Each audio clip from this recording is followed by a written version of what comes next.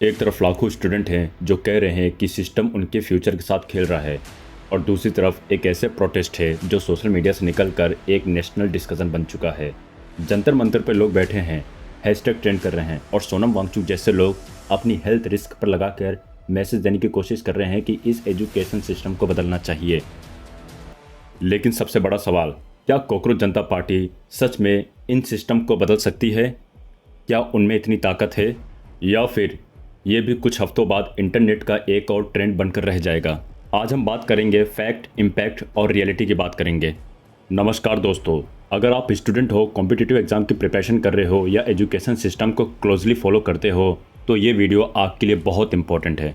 Video को and तक देखना, क्योंकि आज हम जानेंगे कॉकरोच जनता पार्टी क्या है, प्रोटेस्ट क्यों हो रहा है, सोनम वांगचुक को क्या बेनिफिट और क्या लॉस हुआ, स्टूडेंट को क्या मिला, और सबसे इम्पोर्टेंट इस मूवमेंट का फ्यूचर क्या है। चलिए जानते हैं सबसे पहले कॉकरोच जनता पार्टी के बारे में। सबसे पहले ये नाम सुनते ही लोग हंसते हैं, कॉकरोच जनता पार्टी, लेकिन इस नाम के पीछे एक सिंबॉलिक मैसेज है। कॉकरोच एक ऐसा क्रिएचर माना जाता है जो डिफ़िकल्ट सिचुएशन में भी सर्वाइव कर सकता है। प्रोटेस्ट करने वाले लोग कह रहे हैं कि स्टूडेंट इस सिस्टम का pressure, exam delays, paper leaks और अनसर्टिनिटी के बावजूद भी सर्वाइव कर रहे हैं। इसी आइडिया को लेकर मूवमेंट को आइडेंटिटी मिली।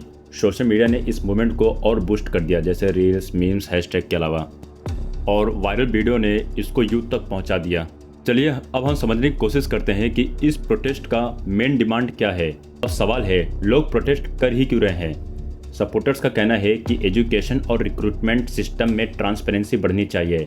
उनका मानना है कि पेपर लीक्स पर स्ट्रिक्ट एक्शन लो, एग्ज़ाम प्रोसेस ज़्यादा ट्रांसपेरेंट हो, रिक्रूटमेंट में डिलेस ना हो, स्टूडेंट को अकाउंटेबिलिटी मिले।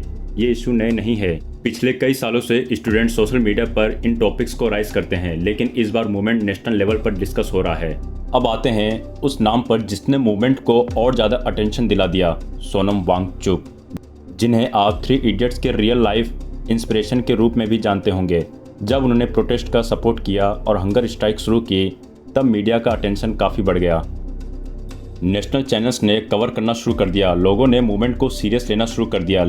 लेकिन हर डिसीजन की एक कॉस्ट होती है। रिपोर्ट्स के मुताबिक उनकी हेल्थ पर इसका इम्पैक्ट पड़ा, वेट लूज हुआ, फिजिकल वीकनेस बढ़ी और हेल्थ कॉन्सर्न्स डिस्कस होने लगे। ये अटेंशन मिला, लेकिन पर्सनल कॉस्ट भी काफ़ी हाई रही। अब हम जानेंगे कि इससे क्या बेनिफिट हुआ। अब सबसे interesting part, benefit number 1, student की आवाज़ को नेशनल डिस्कशन का हिस्सा बनी। जो इशू पहले सिर्फ टेलीग्राम ग्रुप्स या ट्विटर थ्रेड्स तक लिमिटेड थी, अब वो मेन स्ट्रीम कन्वर्सेशन का पार्ट बन गया है। Benefit number 2, public awareness. बहुत से लोग जो एजुकेशन सिस्टम के इशूज से अनजान थे, उन्होंने भी टॉपिक्स पर ध्यान देना शुरू कर दिया। कितने शर्म की बात है इस देश के लोगों के लिए, जहां स्टूडेंट प्रोटेस्ट कर रहे हैं तो वहीं कुछ लोग इनको एंटी नेशनल कह रहे हैं, इनको इनके हक की लड़ाई करने के लिए रोक रहे हैं। स्टूडेंट प्रोटेस्ट कर रहे हैं कि पेपर लीक जैसे अपराध ना हो, लेकिन इस देश में गवर्नमेंट ऐसे लोगों की है जो इसे संभाल नहीं पाते हैं। न जाने कितने बच्चों ने सुसाइड कर लिया है इन पेपर लीक की वजह से, लेकिन सरकार को कोई फ़र्क नहीं पड़ता है। क्यों? क्योंकि उनको तुमसे कोई मतलब नहीं है। बस तुम उनको वोट दो और वो इस देश के राजा बन के बैठ जाएंगे। तुम मरो या जियो, सरकार को कोई फ़र्क नहीं पड़ता है। ऐसी होती है क्या किसी देश की सरकार? क्यों? कोई भी अकाउंटेबिलिटी लेने को तैयार नहीं है। इतना दिन हो गया है कॉकरोच जनता पार्टी को ग्राउंड प्रोटेस्ट में, लेकिन मजाल है कि सरकार ने एक बार भी बात उनसे की हो या उनकी बात सुनी हो यूथ के आवाज़ को। आज के टाइम में ये प्रोटेस्ट इतना बड़ा हो गया है कि वो स्टूडेंट जिनका पेपर लीक होता था, वो बच्चे जिन्होंने सुसाइड कर लिया है, उन सब के समर्थन में सभी ने इस मूवमेंट को ज्वाइन किया, ताकि हमारे देश के भविष्य के साथ खिलवाड़ ना हो सके। ये बच्चे जिन्हें कुछ लोग आतंकवादी कह रहे हैं, कुछ लोग ऐसे बात कर रहे हैं कि जैसे उन्होंने कुछ क्राइम कर दिया हो, यही बच्चे हमारे आगे जाके देश का भविष्य बनेंगे। लेकिन अगर इनके साथ ही इस उम्र में खिलवाड़ होगा, ऐसे पेपर लीक जैसे अपराध होंगे, तो कैसे हमारा देश विकसित भारत बनेगा? ये प्रोटेस्ट उन सब के लिए है जो एजुकेशन सिस्टम को बदलना चाहते हैं। हर बच्चे का एक ही मांग है कि एजुकेशन को अच्छा किया जाए, इसे सुधारा जाए और धर्मेंद्र प्रधान का इस्तीफा लिया जाए, जो एजुकेशन मिनिस्टर हैं। शर्म आनी चाहिए इस सरकार को, जो सोनम वांगचुक जैसे व्यक्ति, जो हमारे देश का धरोहर है, जो इतने दिनों से भूख हड़ताल पर बैठे हैं। सोनम वांगचुक क्यों बैठे हैं भूख हड़ताल पे? उनको क्या ज़रूरत है? वो बैठे उन तमाम बच्चों के लिए जो इस पेपर लीक से परेशान हैं।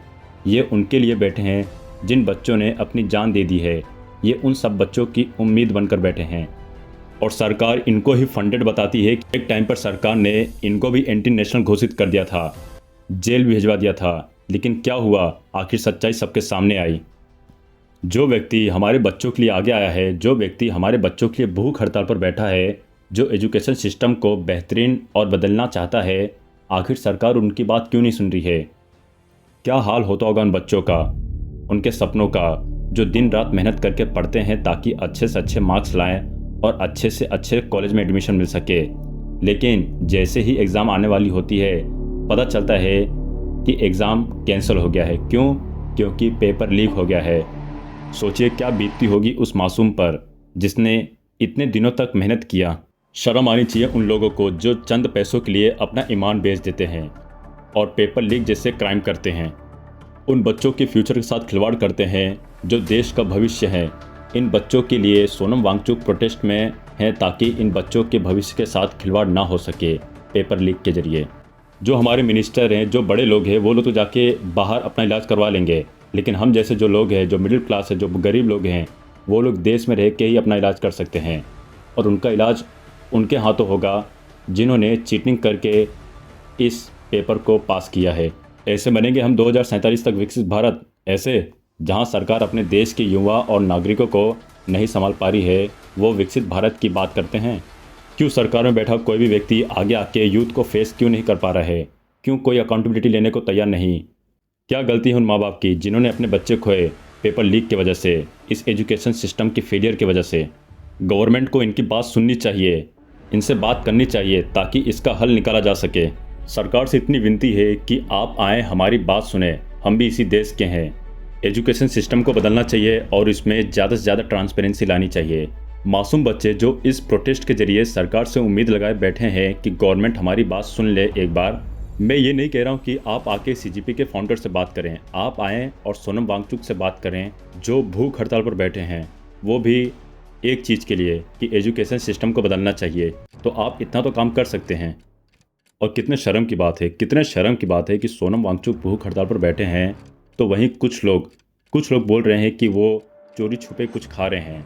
अरे गवारो, वो इंसान इतने दिनों से भूख हड़ताल पर बैठा है जिसने कुछ खाया नहीं, ना खाने की वजह से उनको इतनी कमजोरी आ गई है कि उनसे चला भी नहीं जाता है, और तुम कहते हो कि उन्होंने कुछ खाया है, चोरी छुपे वो भी। थोड़ा शर्म करो अपने आप पे कि तुम लोग जो ऐसा बोलते हो। जय हिंद, वंदे मातरम।